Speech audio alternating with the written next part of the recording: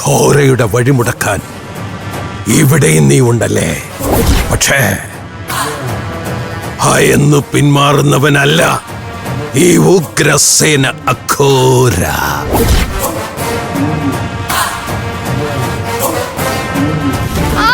ചേച്ചി ചേച്ചി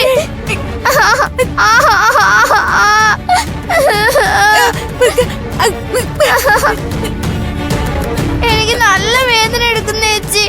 എനിക്ക് സഹിക്കാൻ പറ്റുന്നില്ല.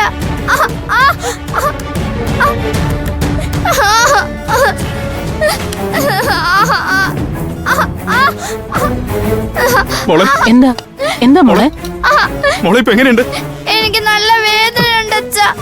സാരമില്ല മോളെ, ഈ ഇഞ്ചക്ഷൻ എടുക്കുമ്പോഴേ വേദനയെല്ലാം മാറിക്കോളും. കൈയും കാണിച്ച്.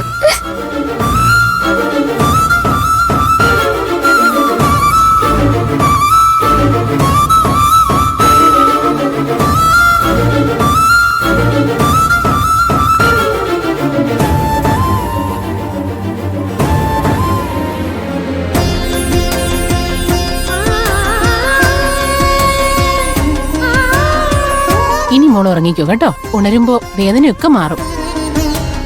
മയങ്ങാനുള്ള ഇഞ്ചക്ഷനാ. ഇടയ്ക്ക് പെയിൻ ഉണ്ടാകുമ്പോ ഇഞ്ചക്ഷൻ എടുക്കാനാ ഡോക്ടർ പറഞ്ഞത്.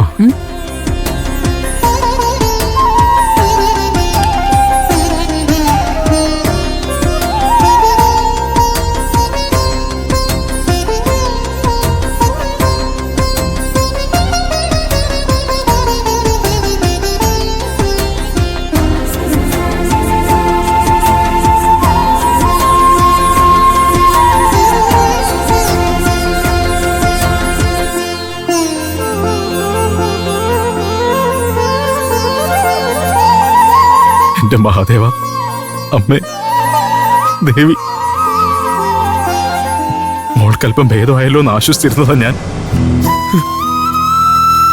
ഇനി ഇടയ്ക്കിടയ്ക്ക് എന്റെ കുഞ്ഞ് വേദനിക്കുന്നത് കാണേണ്ടി വരുമല്ലോ ദേവി.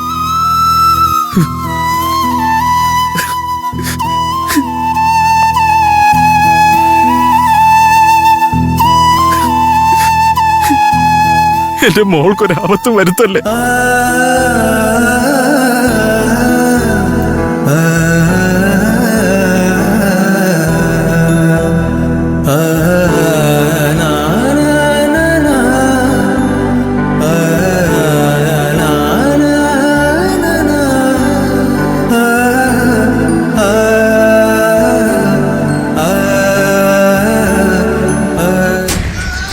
അല്ല കോര, എന്താ ഇവിടെ തന്നെ നിന്ന് കളഞ്ഞത്?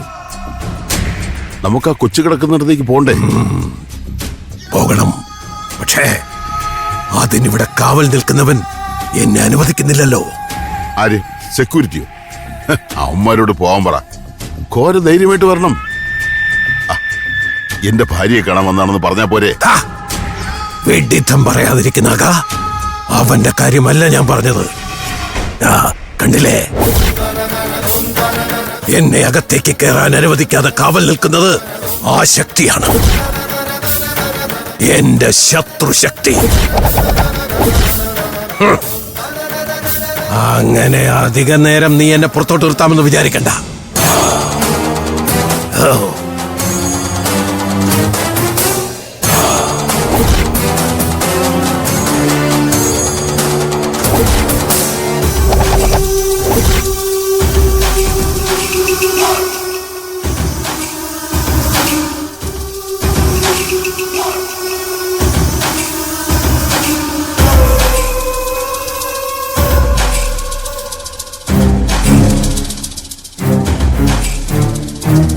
ഇതാ ഈ ശൂലം താൻ കൊണ്ടുപോയി ആ രൂപത്തിന് മുന്നിൽ വയ്ക്കുക.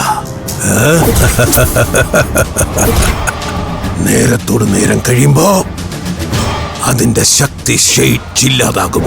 പിന്നെ അത് വെറുമൊരു ശിലയായി പരിണമിക്കും. അത് കഴിഞ്ഞാ പിന്നെ ഘോരയ്ക്ക് മുന്നിൽ ലക്ഷ്മണരേഖ വരയ്ക്കാൻ ഒരു ശക്തിക്കും കഴിയില്ല നാഗ. അല്ല, നേരത്തോട് നേരം എന്നൊക്കെ പറയുമ്പോ ഇപ്പൊ വെച്ചാൽ ഒരു ദിവസം എടുക്കില്ലേ? അതായത് 24 മണിക്കൂർ. അല്ല, അതുവരെ കൊച്ചു ജീവിച്ചിരിക്കുന്നു എന്താ ഉറപ്പ്? എന്താ കോര, ഞാൻ പറഞ്ഞ ശരിയല്ലേ? ഇല്ല നഗ. ജാതകത്തിൽ പറഞ്ഞിരിക്കുന്ന സമയം വരെ അവൾ ജീവനോടിരിക്കേണ്ടത് ആ ദൈവീക ശക്തികളുടെ ആവശ്യമാണ്. അതിനു വേണ്ടിയിട്ടാണ് അവർ പരിശ്രമിക്കുന്നത്. പക്ഷേ അത് വെറുതെയാ. അവൾ ജീവനോടെ ഇരിക്കും. ഈ ഘോരയുടെ മൂർത്തികളുടെ ബലിപീഠത്തിന് മുന്നിലെത്തുന്നത് വരെ. അത് കഴിഞ്ഞാൽ അവൾ ഘോരയുടെ ബലി ഉരുവാണ്. എന്റെ മൂർത്തികൾക്ക് വേണ്ടി ഞാൻ ഒരുക്കി വച്ച ബലി മൃഗം. അതുകൊണ്ട് തൽക്കാലം അവൾക്കൊന്നും സംഭവിക്കാൻ പോകുന്നില്ല. താൻ ധൈര്യപൂർവം ചെന്ന് ഈ ശൂലം അവിടെ നിക്ഷേപിക്ക.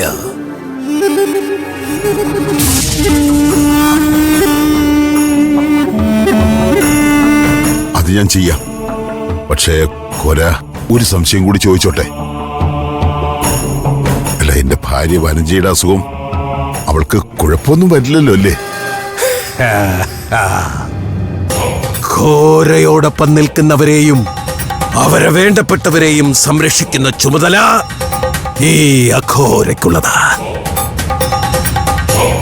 ഞാൻ പറഞ്ഞതുപോലെ ഈ ശൂലം അവിടെ നിക്ഷേപിച്ചാൽ തന്റെ ഭാര്യയ്ക്കും ഒന്നും സംഭവിക്കില്ല. പക്ഷേ അതിൽ ഭംഗം വന്നാൽ ചിലപ്പോൾ അവരുടെ ജീവൻ പോലും അപകടത്തിലായേക്കും. അയ്യോ, അങ്ങനെയൊന്നും സംഭവിക്കരുത്. ഞാനിതിപ്പോ തന്നെ അവിടെ കൊണ്ടുവയ്ക്കാം. എങ്കിൽ വേഗമാകട്ടെ. ആരും കാണാതെ വേണം അതവിടെ കൊണ്ടുവയ്ക്കാൻ. അപ്പോൾ ഞാൻ അങ്ങോട്ട് മാറി നിൽക്കാം.